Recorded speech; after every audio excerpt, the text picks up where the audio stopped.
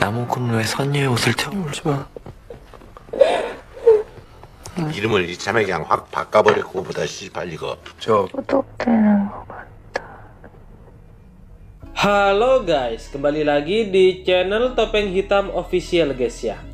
Bagaimana kabar kalian hari ini? Semoga kalian selalu sehat dan banyak rezeki ya guys. Kali ini kita akan menceritakan alur film yang berjudul More Than Blue. Oke, tanpa basa-basi lagi, kita langsung saja ke alur ceritanya guys ya. Seorang penyanyi terkenal diperlihatkan ingin mencari lagu untuk dinyanyikan sebagai soundtrack untuk sebuah drama. Ketika sedang di dalam mobil, kebetulan sopirnya mempunyai sebuah lagu dari album tidak terkenal yang dia dapatkan dari temannya. Lalu dia pun memutarkan lagu tersebut. Penyanyi itu langsung suka dengan lirik lagunya yang sangat dalam dan menyentuh. Dan ia berencana untuk mencari penulis lagu itu. Diketahui bahwa penulis lagunya sudah meninggalkan dunia musik. Penyanyi itu lalu menemui Min Chul, teman dari sang penulis lagu itu. Ia lantas penasaran dengan apa yang terjadi kepada penulis lagu yang indah itu. Min Chul lalu membuka sebuah cerita lama yang menjadikan dari sang penulis lagu. Kemudian kita dibawa pada kisah masa lalu. Saat itu seorang siswi SMA yang terlihat cantik, ceria, dan usil tengah merokok. Dia menghampiri Chul Kyu, si cowok yang kalem yang habis berlari di lapangan, dan dengan jahil memasukkan rokoknya ke mulut Chul Kyu, yang membuat Chul Kyu dihukum oleh gurunya karena merokok. Karena kejadian itu, Chul Kyu jatuh cinta pada pandangan pertama kepada gadis itu. 필요하면 벙어리는 어떻게 살아나니? Di rumah Chul Kyu, gadis itu membantu mengobati bekas pukulan gurunya tadi. Chul Kyu bertanya bagaimana ia bisa tahu namanya. Uniknya gadis itu malah mengajak Chul Kyu untuk hidup bersama di rumah Chul Kyu yang luas ini. Chul Kyu yang kaget malah dicium oleh gadis itu. Pertemuan aneh, unik, dan indah inilah awal dari segalanya. Mereka pun tinggal bersama. Chul Kyu lalu memanggil gadis itu dengan nama Krim karena dia ingin manis dan lembut seperti es krim. Meski sifat mereka bertolak belakang, namun mereka memiliki persamaan, yaitu mereka sama-sama sebatang kara. Chul Kyu ditinggalkan ibunya di panti asuhan, sementara seluruh keluarga gadis itu telah meninggal akibat kecelakaan ketika ia masih kecil. Mereka pun hidup bahagia sebagai sahabat yang memiliki banyak kesamaan dan juga saling menyukai satu sama lain. Segala suka duka remaja hingga dewasa mereka lewati berdua. Tetapi Chul Kyu menyimpan duka dalam dirinya, yaitu penyakit kanker yang dideritanya sejak lama. Bertahun-tahun sudah terlewati, dan Chul Kyu sudah menjadi produser radio, sedangkan Krim menjadi penulis lagu. Mereka bekerja di tempat yang sama. Kanker Chul Kyu sudah masuk stadium akhir, namun ia menyembunyikan tentang penyakitnya itu kepada Krim agar Krim tak khawatir kepadanya. Meski sangat mencintai Krim, nyatanya ia tak pernah mengungkapkan itu. Krim juga ingin Chul Kyu kelak menikahinya, namun Chul Kyu dengan mentah menolak hal itu.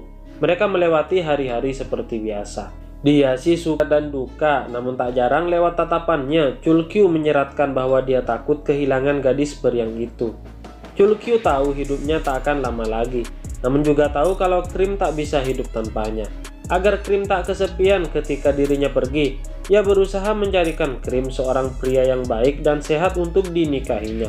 Lalu adalah seorang dokter gigi kaya raya bernama Ju Hwan, yang tanpa sengaja bertemu dengan Krim di stasiun radio tempat Krim bekerja. Ju Hwan adalah bintang tamu radio di hari itu. Dari pertemuan mereka, tampak dokter ini sudah baper pada Krim lewat tingkah Krim yang caper. Dan secara tiba-tiba juga, Krim memberitahu Chul Kyu kalau dia telah jatuh cinta pada seseorang, dan dia adalah dokter itu. Walaupun sakit hati, Chul Kyu tetap senang dan merelakan Krim untuk bersama dengan Ju Hwan. Namun tak ingin Krim salah pilih, Chul Kyu mencari tahu latar belakang serta kesehatan dokter muda itu.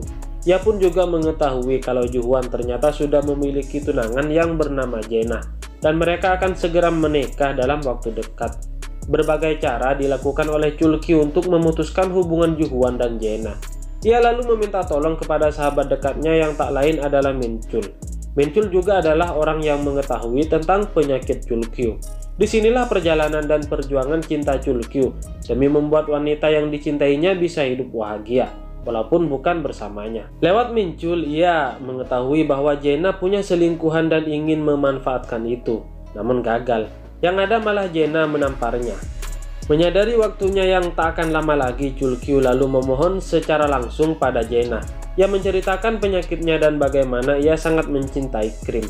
Jae-na yang kasihan akhirnya menyetujui permintaan Chulkyu, sebab di sisi lain, ia juga tak menginginkan pernikahan itu karena itu adalah perjodohan.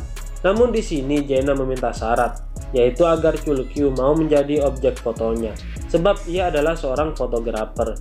Ia beralasan itu akan menjadi menarik, bisa memotret seseorang yang akan segera tiada. Jae-na pun menghubungi Ju-hwan untuk membatalkan pernikahan mereka. Waktu terus berjalan, kedekatan Krim dan Ju-hwan kian terjalin. Di sebuah restoran, Krim menceritakan kisah kelamnya dulu, memberitahu semua pada Ju-hwan, dimulai dari tidak punya orang tua dan lain sebagainya. Dia juga mengatakan telah bersama Chulkyu sejak lama. Ju-hwan sedikit terkejut. Krim mengatakan kalau Chulkyu adalah produser di tempatnya bekerja. Baginya Chulkyu adalah ibu, ayah, kakak, adik, sahabat, dan teman.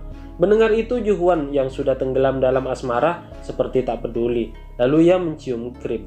Sejak itu Krim menjadi kekasih Ju-hwan dan akan segera menikah. Chulkyu hanya bisa merelakan. Di suatu siang, Chulkyu dan Ju-hwan bertemu. Chulkyu menjelaskan tentang hubungan mereka yang telah lama tinggal bersama. Ju-hwan yang tahu itu tak mempermasalahkannya dan berterima kasih selama ini telah menjaga Krim. Beberapa hari kemudian, Krim ditemani oleh Chulkyu pergi ke sebuah butik untuk memilihkan baju pengantin yang cocok. Krim terlihat sangat cantik dengan baju pengantin putihnya yang dikenakannya. Pegawai butik meminta pengantin pria untuk mencoba pakaiannya. Chulkyu sempat menolak, namun Krim menyuruh Chulkyu untuk mencobakannya menggantikan Ju-hwan. Krim lalu mengambil foto mereka yang mengenakan pakaian sakral itu. Krim terlihat sangat bahagia. Setelah itu, Krim menyuruh Chulkyu untuk menunggunya di luar, karena dia akan mencoba baju yang lainnya. Terlihat Chulkyu sangat sedih di sini. Wanita yang dicintainya akan segera menikah dengan pria lain yang jauh lebih hebat dan kaya dibandingkan dirinya. Ia tak kuasa menahan air mata sambil membuka baju pengantin itu. Dia pergi meninggalkan Krim lalu keluar meninggalkan butik dan menangis sejadi-jadinya. Chulkyu lalu pergi ke tempat Jae-na untuk meminta bantuan. Ia ingin ketika ia meninggal, Jae-na selalu mengirimkan bunga ke tempat Krim di saat Krim ulang tahun.